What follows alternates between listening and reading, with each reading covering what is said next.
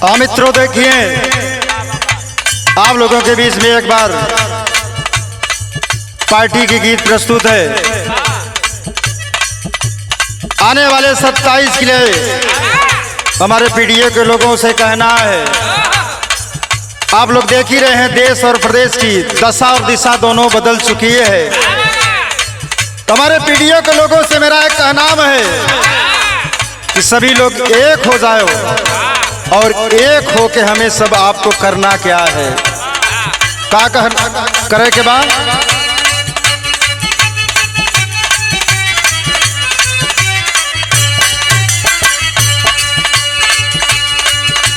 सब नौजवान से कहता जोरिया बाबा जी का देखा सरकार।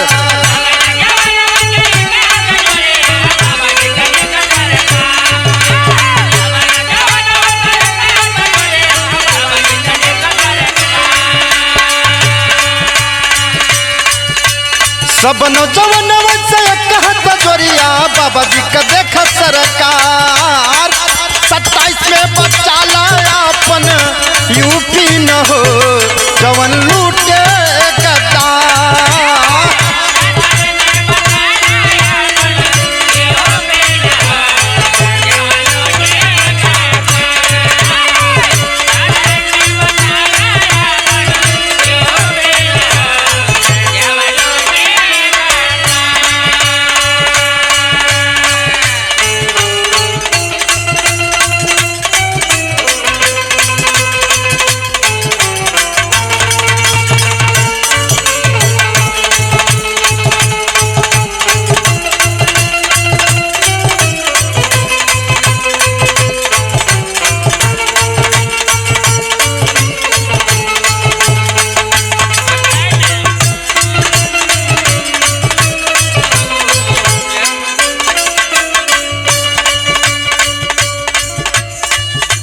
हम गरीबों के मसीहा अगर कोई है, कौन है?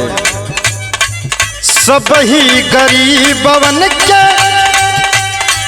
सब ही गरीबवन के असली मसीहा। नमवा बजे कर अखिल सहो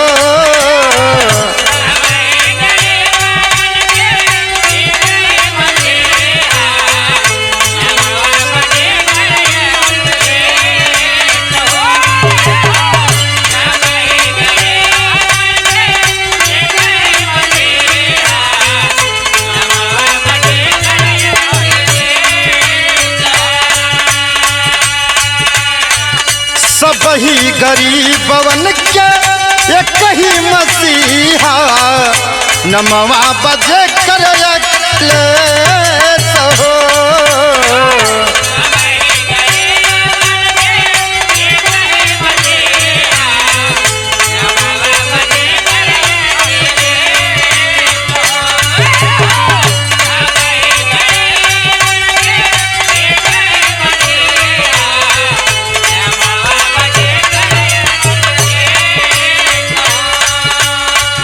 सब ही से अलग देखा कैले हो कमावा। बतिया तो बात कुछ विशेष हो।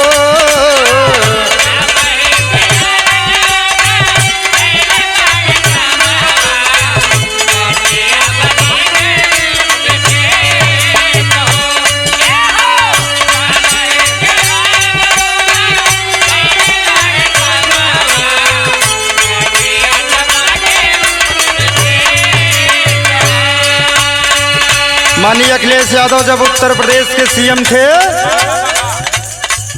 ऐसा कोई प्रदेश नहीं था जो उत्तर प्रदेश जैसा कोई काम किया हो।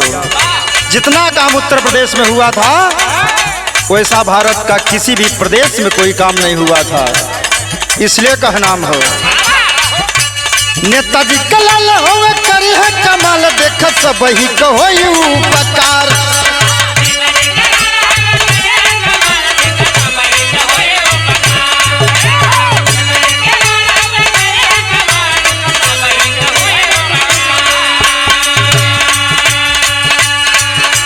नेताजी कलाल करी है कमाल। देख सब ही कहो उपकार।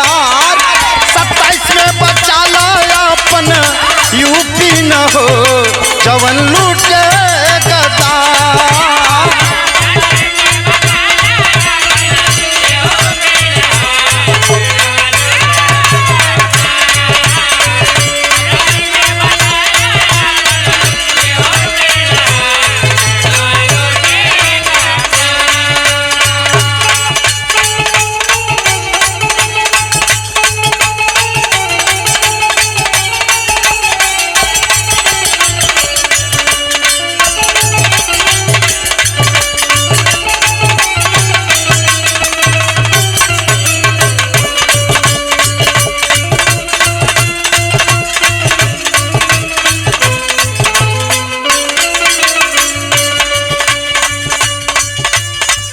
जिसमें उत्तर प्रदेश की कमान संभाले थे माननीय अखिलेश यादव जी, जितना जितना जो भी काम किया उसकी चर्चा भारत में नहीं विदेशों में हुई।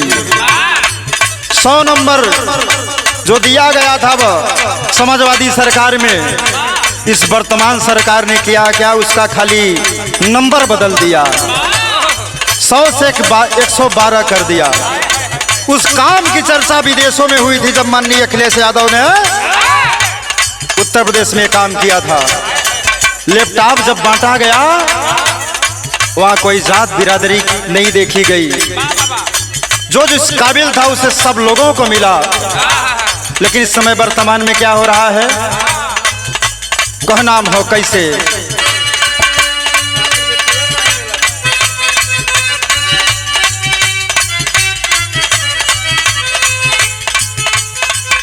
जवन कुछ काम कैले यूपी में भैया होला है चर्चा विदेश में।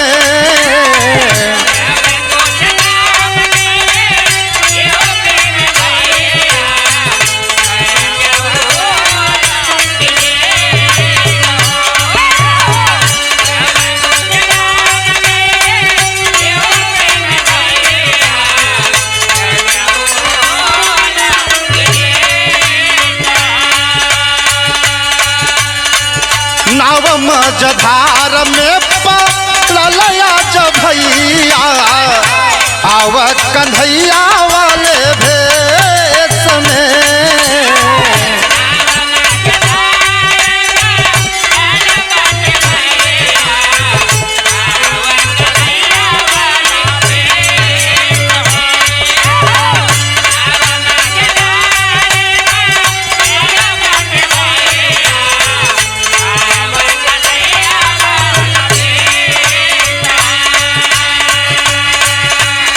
मैंने पहले भी बताया देश और प्रदेश की दशा और दिशा दोनों बदल चुकी है। इसलिए सभी लोग, हमारे पीडीए के लोगों से कहना है कि अगर अब गफलत खा गए तो मैं एक बात कहता हूं, जागने के साथ साथ सुधरने की भी मैं बात करता हूं। हमें आपको सुधरना होगा, जागने के साथ साथ सुधरना भी होगा। अभी हम आप सुधरे नहीं हैं, इसलिए हमारी अंतिम बात हो आने वाले 27 के लिए क्या, अखिलेश भैया के सीएम बनावा सब ही कहो उधार।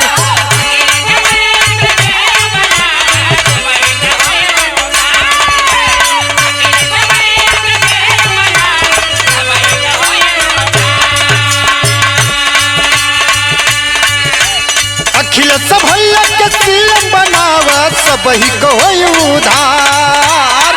27 में बचा ला अपन यूपी न हो जवन लूटे